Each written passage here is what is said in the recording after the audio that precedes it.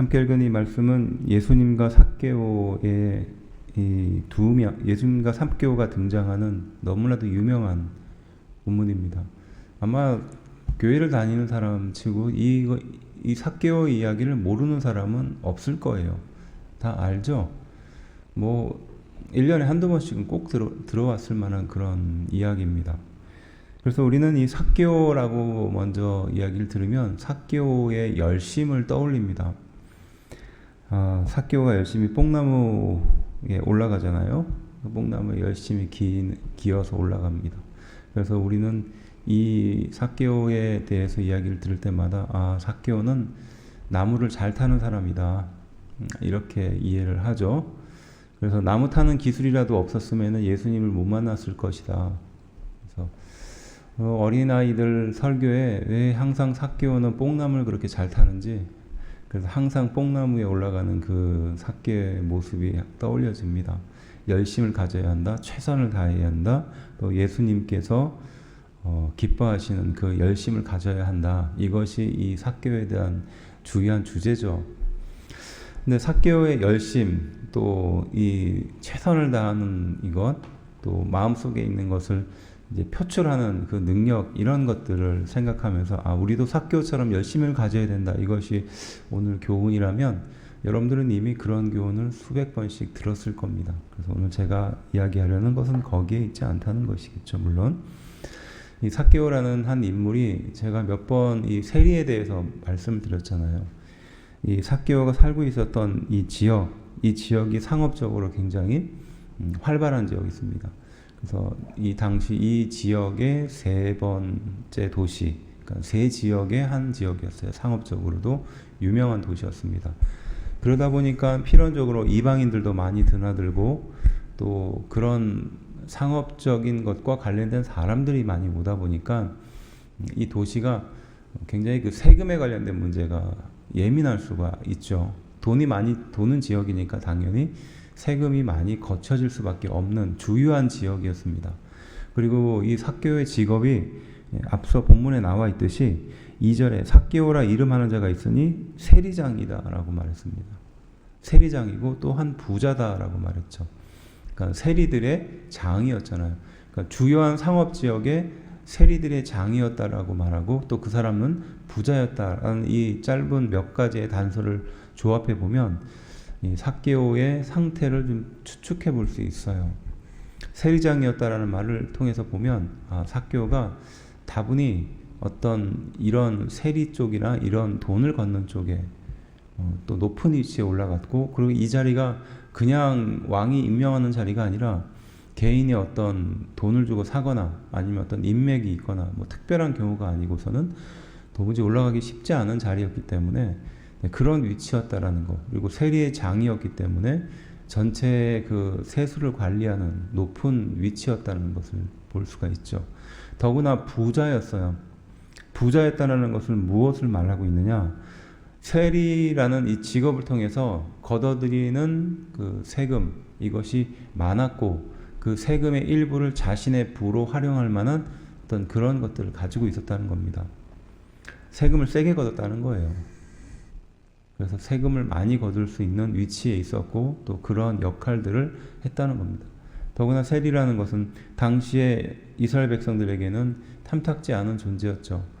성전세라고 해서 이스라엘 백성이면 당연히 내야 되는 그 하나님께 드려지는 헌금이 따로 있었습니다. 그래서 성인이면은 당연히 드려야 되는 그 성인의 세금이 있었고요. 그 다음에 성전에 갈 때마다 드리는 그 성전세가 있었습니다. 기타 여러 가지 유대인으로서 해야 되는 기본적인 의무와 이런 직무가 다 이 세금을 중심으로 집행이 됐거든요. 근데 이와 더불어서 또 로마에 줘야 되는 세금이 따로 있었던 거예요. 이 세금을 걷어들였던 역할이 바로 이 세리장들이 했던 역할입니다. 근데 그 세리라는 게 그냥 사람의 숫자에 맞춰서 세금을 걷어들이는 것은 그렇게 어려운 일이 아니잖아요. 여기 만약에 뭐 5명이 있다. 5명 그 머리 숫자대로 그 사람에 해당되는 그 세금을 걷어들이면 되니까.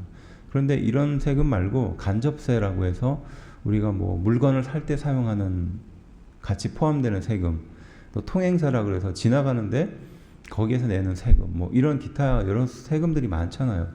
그럼 여러분들은 이런 사람의 머리에 매겨지는 세금보다는 이 간접세에 더 많이 사람들의 관심이 간다는 것을 알 수 있겠죠. 여기가 훨씬 비리도 잘 저지를 수 있고 또 사람들이 또 예민할 만한 그런 세금이니까요. 이 세리장이라는 것은 결국은 이쪽에 해당되는 사람들이에요. 그래서 유대인의 입장에서는 하나님의 백성으로서 내야 될 세금과 이래 로마에 바쳐야 되는 세금, 이중적인 세금이 부과가 되니까 더구나 이 세리라는 것은 당시에 유대인들 중에서 뽑았거든요. 그리고 유대인 중에서도 좀 사람들에게 멸시를 당하는 사람들이 뭐 뽑혔습니다. 지금 우리의 뭐 일제시대 그 얘기를 들어보거나 소설책을 읽거나 이런 접해보면 거기에 나오는 한국 사람들을 괴롭혔던 사람들이 일본 사람이기보다는 한국 사람이 더 많았다잖아요. 그것과 비슷한 상황이죠. 바로 그런 세리였던 거예요. 이 세리는 그러다 보니까 성전에 들어갈 수도 없었고 또 유대인으로부터 인정받을 수도 없었습니다. 아브라함의 자손이라는 이 소위 말해서 이스라엘 백성들의 그 자부심, 이것 또한 누리지 못할 상황이었다는 것이죠. 이게 세리의 상태였어요. 사람들로부터 멸시를 당하고 사람들로부터 거부를 당했습니다. 하지만 경제적으로, 물질적으로는 풍요한 사람이었던 거죠. 이 사람이 예수님이 지나간다는 이야기를 듣고 그 예수님을 만나기 위해서 우리가 잘 알듯이 뽕나무에 올라가는 겁니다. 뽕나무라는 것은 무화과 나무죠. 읽어본 구절 중에 3절과 4절이 말하죠. 그가 예수께서 어떤 사람인가 하여 보고자 하되 키가 작고 사람이 많아 할 수 없어. 그래서 키가 작다라는 그 단서가 등장하죠. 삭개오가 키가 작은 것으로 많이 묘사가 됩니다. 그러니까 키가 작으니까 당연히 높은 곳에 가서 예수님을 만나기 위해서 뽕나무에 올라가는 것이죠. 그런 자신의 컴플렉스를 극복하기 위해서 지나가는 그 길에 삭개오는 뽕나무, 그러니까 근데 이제 5절에 보시면 예수께서 그곳에 이르사 쳐다보시고 이르시되 삭개오야 속히 내려오라 내가 오늘 내 집에 유하여야 하겠다 하시니 라고 말합니다. 자, 이 예수님이 이 삭개오를 발견하고 말씀하시는 장면이죠. 삭개오야 속히 내려와라 내가 오늘 내 집에 유하여야 하겠다. 평범한 말이죠. 그런데 예수님이 어떤 한 사람에게 내가 너희 집에 가겠다라고 말하는 것은 삭개오가 유일합니다. 우리는 생각해보면 예수님이 많은 집들에서 거하시기도 했습니다. 우리가 잘 알고 있는 베다니의 마리아, 마르다, 그 집에 자주 머무르셨죠.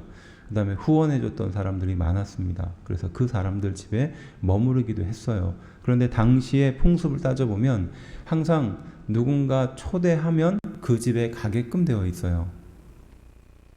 이방인이거나 혹은 여행자가 어떤 집에 머무르게 될 때는 그 집에 이제 낯선 자가 등장해서 낯선 사람이 그 집에 머물기를 청하게 되면 그 주인은 그 낯선 사람을 손님으로 대접해서 극진히 대접하는 것이 이 당시의 사람들의 소위 말해서 문화였습니다. 우리는 새로운 낯선 사람이 방문하면 좀 부담스럽잖아요. 근데 이 당시의 유대의 문화는 그런 순례자들, 낯선 사람을 잘 대해줘야 된다라고 가르쳤어요. 이것은 도시 말고 이제 외곽 지역에 그런 것이 통용이 됐습니다.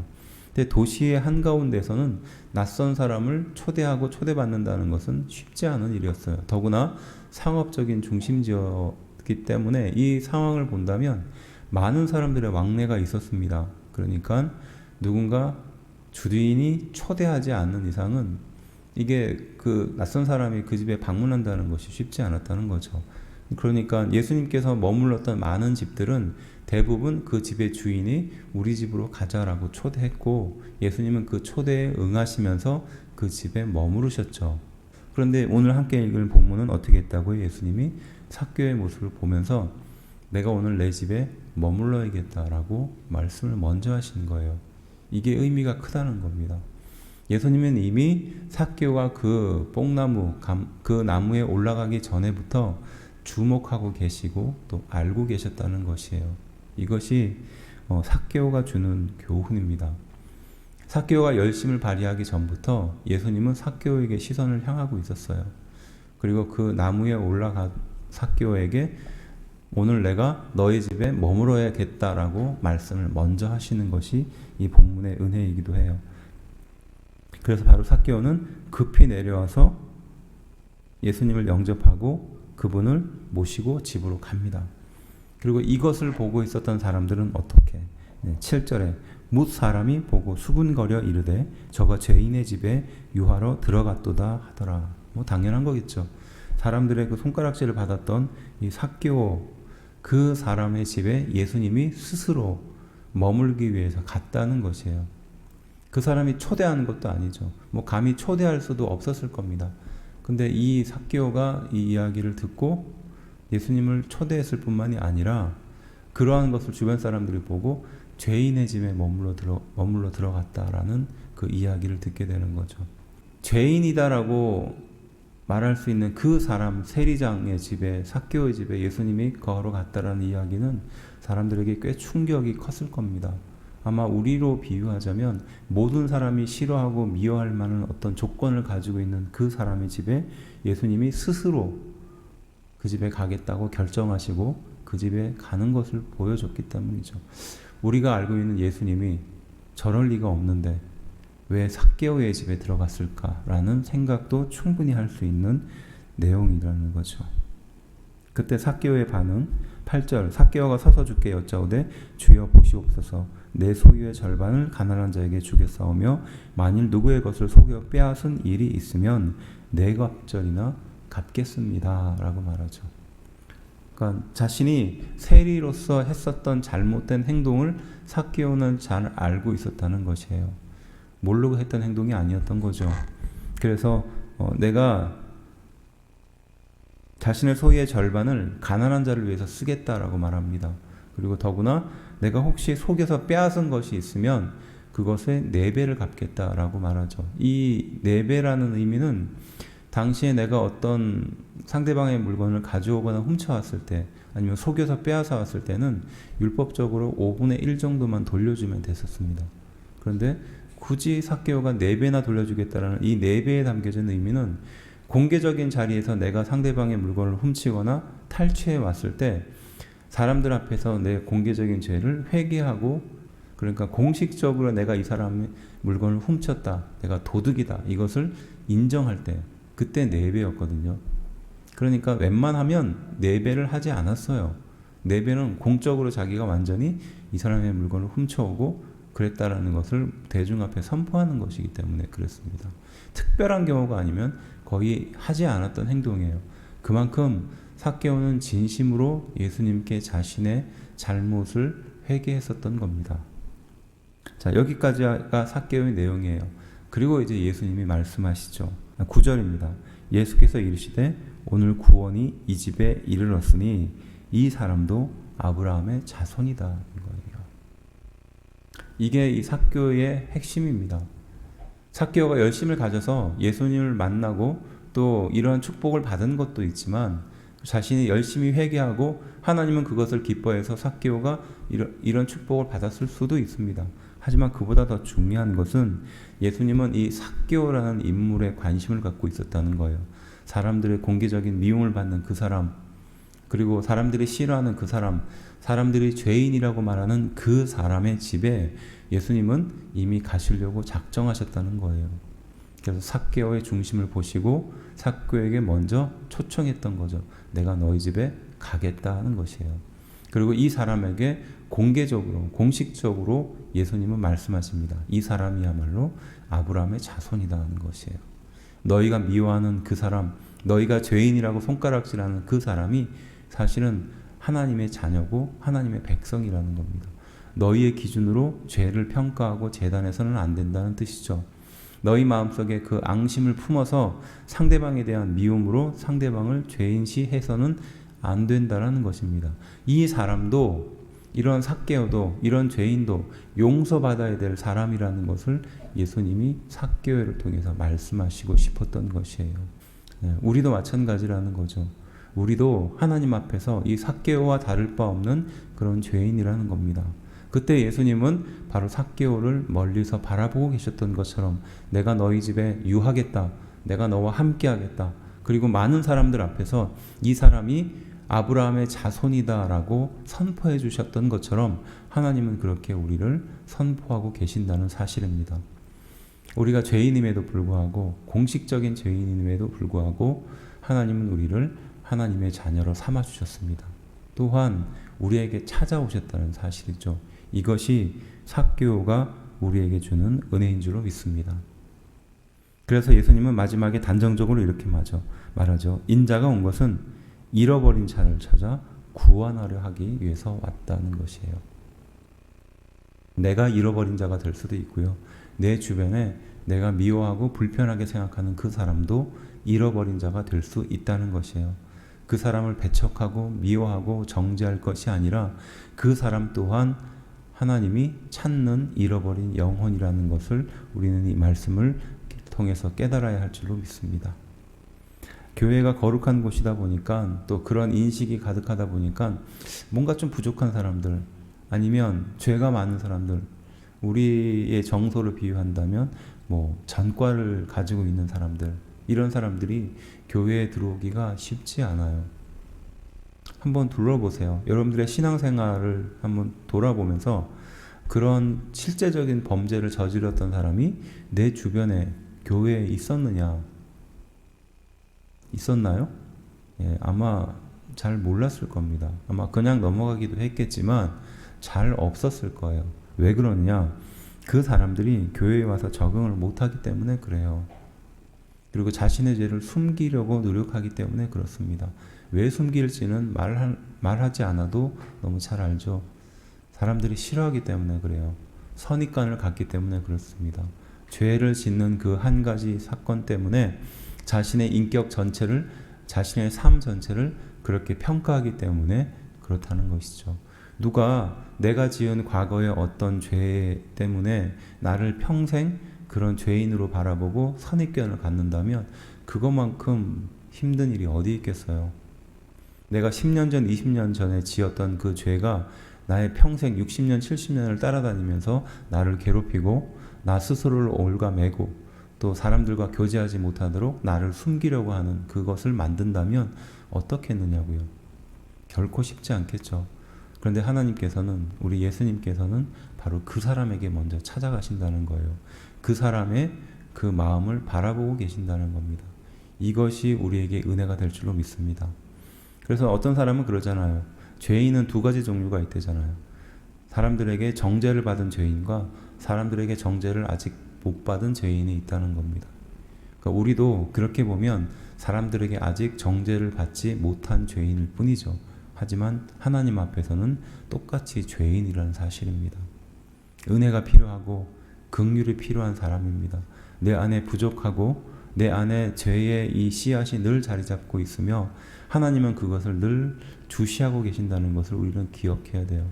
그래서 우리는 언제든지 죄인이 될 수 있으며, 아니 지금 이 순간에도 죄인이라는 사실을 늘 깨닫고 마음에 새겨야 된다는 겁니다. 그럼에도 불구하고 하나님은 그런 죄인을 용납하시고 그런 죄인을 찾고 계신다는 사실을 통해서 우리는 이 은혜를 발견하게 되는 거죠. 죄인인 나를 지금 찾고 계시는 하나님, 내가 매일매일 회개하고 엎드리고 나의 죄를 발견하기를 원하시는 하나님, 그것을 통해서 하나님께 돌아오고 회복하기를 원하시는 하나님, 그 하나님이 우리가 믿고 있는 하나님이라는 사실입니다. 은혜의 하나님, 또 긍휼의 하나님, 나의 죄를 용납해 주시는 그 하나님의 은혜 앞에 다시 한번 나아가는 오늘 하루가 되기를 주의 이름으로 축원합니다. 기도하겠습니다.